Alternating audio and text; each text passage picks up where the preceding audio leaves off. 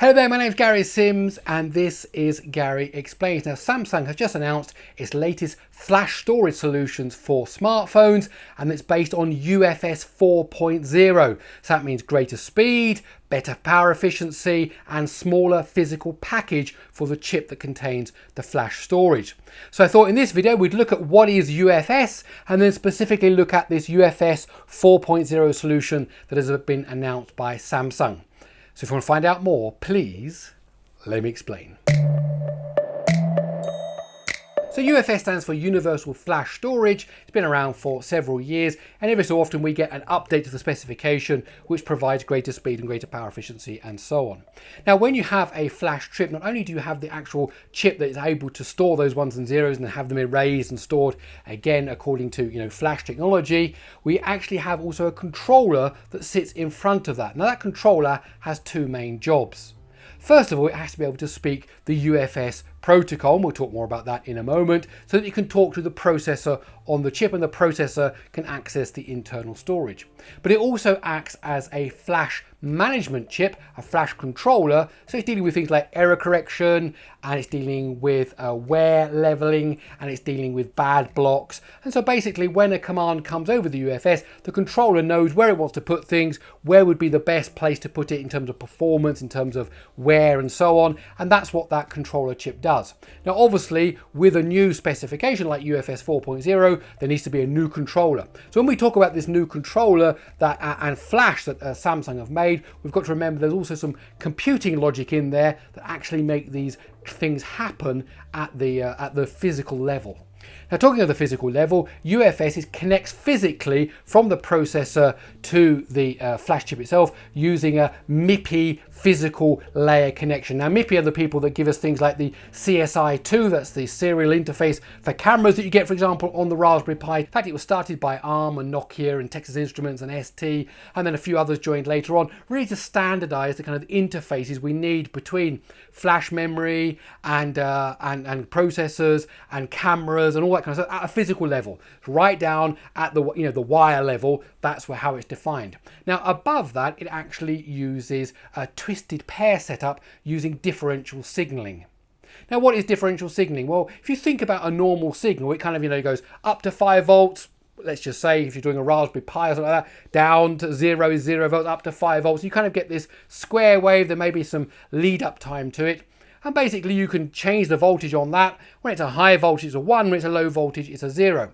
But when you're dealing with mobile devices, of course we're running from a battery here, so we want to bring this down really, really small. In fact, 0.2 volts rather than 5 volts or 3.3 volts, 0.4 volts, something like that. Much, much smaller. And then when you have such smaller levels, it's hard to detect the difference between a 1 and a 0, particularly if there is some electrical noise that then happens. Then the 0 can get a bit dirty, the 1 is a bit obscure. And so what differential signaling does, it sends two signals down two separate wires, and one is the inverse of the other. Bottom line is when you're using a differential signal, you get higher speeds, less problems with noise, and you're not using such high voltages. And that's what UFS uses across the board. Now, once you go above the actual physical connection, once you go above the serial connection, which is using this differential signaling, above that you actually have Scuzzy. Now, if you remember my video on how to use iScuzzy with your Raspberry Pi, Scuzzy has been around for a long time, but the idea of Scuzzy and the fact that you can send these different commands has remained just literally for decades because it's such a good system. Not only do we find it in things like iScuzzy, we're finding it in here in things like UFS. So the great thing is that something like the Linux kernel, the Android with the Linux kernel in it, they can handle Scuzzy really easily. And so the UFS subsystem inside of Linux, for example, is just using the Scuzzy system that's already there, and so it's able to send these commands, the different commands that you send down to the chip, and then the chip is able to interpret those and read and write and do whatever else it needs to do based on this very, very old but incredibly reliable standard. Now, one other important thing to mention about UFS compared to something like eMMC, and that is that UFS is full duplex. That means that you can actually be sending data to it to write while you're also able to read data from it to actually that you've asked for. So you don't have to say write this, then wait, well, can I now read this? You can actually say write that and give me this, and it actually works in full duplex, which really of course helps for performance. And again, that's something we see across the board with UFS. So Samsung has announced a new chip, a flash storage chip that uses UFS 4.0, so that means the controller is able to speak that. And the first big ticket item is that UFS 4.0 is twice the speed of UFS 3.1, so you can get 23.2 gigabits per second per channel on a UFS 4.0 bus. Now, of course, the chips themselves can't write that fast, the actual flash memory, but that just shows you what kind of speed is possible using the underlying protocol. Now, behind the controller is now Samsung's 7th generation V-NAND technology, which is the stuff that's able to store the ones and zeros, and the read speeds for that, sequential read speeds, are around 4,200 megabytes per second, and the write speeds are around 2,800 megabytes a second. So that's some really impressive speeds there coming from this flash memory with the UFS 4.0 controller in front of it, which then talks to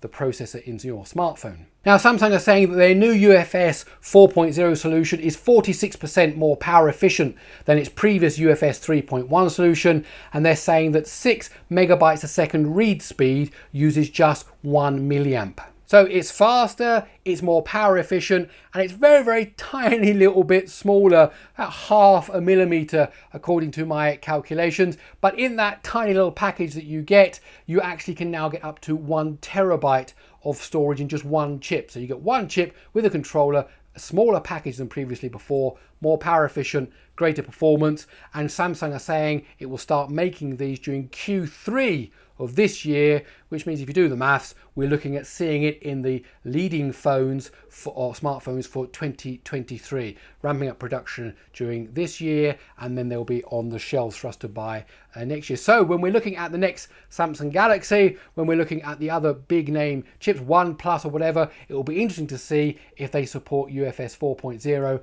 and are using Samsung's new storage solution. Okay, that's it. My name's Gary Sims and this is Gary Explains. I really hope you enjoyed this video. If you did, please do give it a thumbs up. If you like these kind of videos, well, I invite you to stick around by clicking that subscribe button.